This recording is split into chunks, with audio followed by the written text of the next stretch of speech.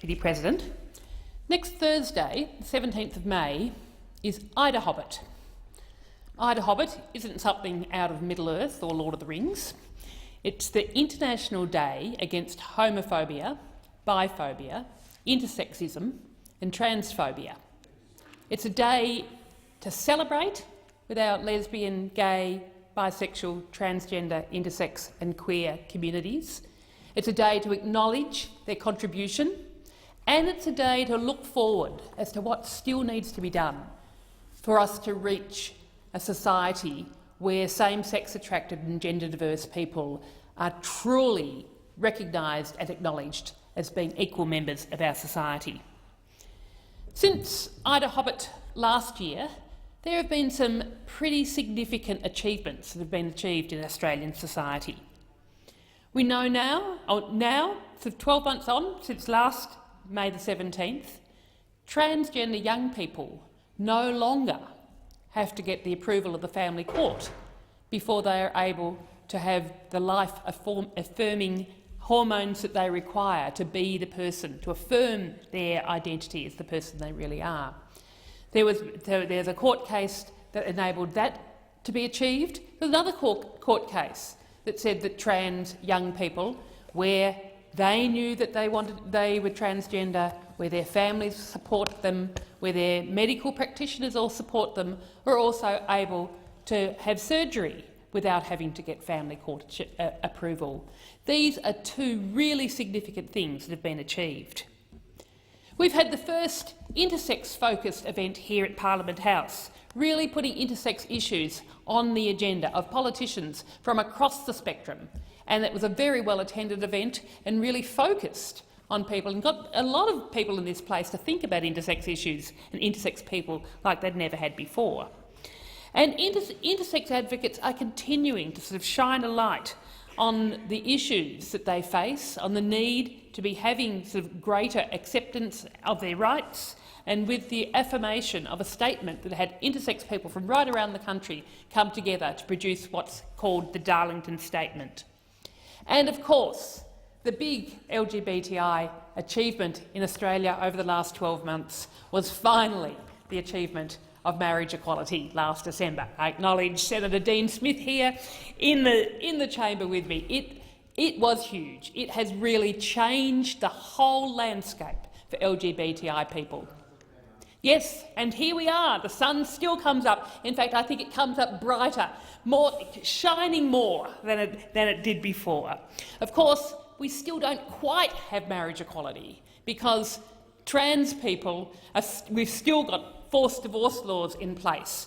The states have to change their laws so that people who are married to a trans person, like myself and my partner Penny still can't change her birth certificate because the law has not yet been changed in Victoria. The law has been changed in the ACT in South Australia, and we are waiting for all states to come in line. So we will finally, truly have marriage equality for every single Australian. The joy that we felt in this place with the achievement of marriage equality, despite the very hard road that we'd been put through in order to achieve it, was pretty amazing. But for me, I think it's been surpassed at the weddings that I've been to over the last 6 months since we achieved marriage equality. And in fact, there was one in particular just a month ago that I went to in Euroa. Beautiful couple, Damien and Chris, very good friends of mine. The thing that moved me the most was it was just a bog-standard Australian wedding. They're both country people. They had their country families come around, joining together with the friends and families as Damien and Chris declared their love for each other and the fact that they wanted to live together and want to be married. And the families were there. It was beautiful. And to know that we have achieved such a change in people's lives because of that legislation that went through the Parliament last December, it's a big thing. But of course, when acknowledging and celebrating IDAHOBIT next Thursday, we also need to think about all the things that still need to be done. We have still got religious exemptions that discriminate against LGBTI people. And there was the case last year of teachers in Catholic schools who were sacked. they were fired from Catholic schools because they came out as being same-sex attracted. These are the sorts of cases that the Greens are going to continue to pursue. We need to make sure that we genuinely have rights for all LGBTI people across the spectrum.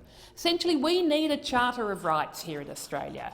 We need a comprehensive human rights framework so that, yes, we can have protection of religious freedom, but we can also have the rights of LGBTI people being upheld. We still have surgeries being performed on young intersex babies and infants, and this is very distressing because at that stage of their life, unless it is required for medical purposes, there is no reason why a young intersex baby should have surgery performed, obviously without their consent. And we don't know how they want to express their sexuality, their sexual identity, their gender identity. Is much, much more sensible, and the way forward is to wait until that person is old enough to be able to give consent before any surgery that is not able to be for that surgery to be undertaken.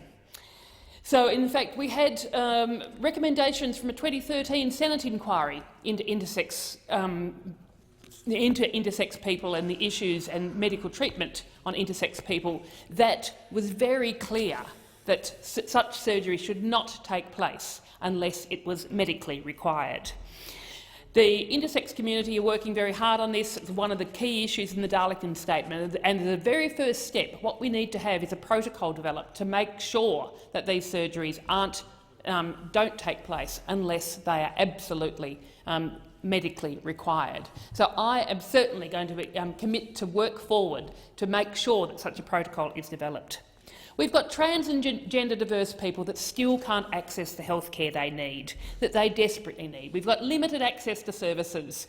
If you're a trans person or a gender diverse young person in Melbourne, you may be able to access all the services you need. But if you live in regional Australia, you're often just left hanging out to dry. We need to have medical services available for our LGBTI community right across the country, and that as for both mental health services and physical health services. Mental health in particular, we know that LGBTI people, because of discrimination that is still ongoing, can struggle with their mental health more than straight and cis people. So we have to make sure that those mental health services are available for them right across the country. We've still got the very real discrimination that goes on, the very real threat of violence, particularly against trans people. And I have met so many trans people over the last, since May the 17th, 2017, who have told me of their struggles and how they are still discriminated against, how that threat of violence is still there. So we need to be continuing to work in Australian society, to be supporting them, to be advocating, to be out and proud and letting people know that trans and gender diverse people are to be celebrated and their diversity is something to be welcomed, not something to be frightened of. And because that homophobia and transphobia is still very real. I heard an awful story just last week of a trans person who had undergone surgery and their family had basically abandoned them. So they were left to recover from their surgery without the support of their family, who basically said, "We don't want to have anything more to do with you." And it was only with other trans people who came to their support and came to their help that they were able to feel supported. These are the sorts of attitudes that need to change. And it's a long process of social change. But we need to have resources being put into services. We need to be having Medicare coverage for all health services. We need to be having support in our schools. The fact that the Safe Schools program is no longer funded at a federal level is a travesty, and yet there is almost $250 million being available to the school chaplains in yesterday's budget, but no money for Safe Schools, which will support LGBTI people in a non-judgmental way. There is so much that can be done. We need to be mental health service, funding for advocacy organisations, ending homelessness. All of these issues are overwhelmingly trans and and gender diverse people are overwhelmingly affected. These are the things that the Greens will continue Thank to you, focus Senator on. Rice. Your time's up. Senator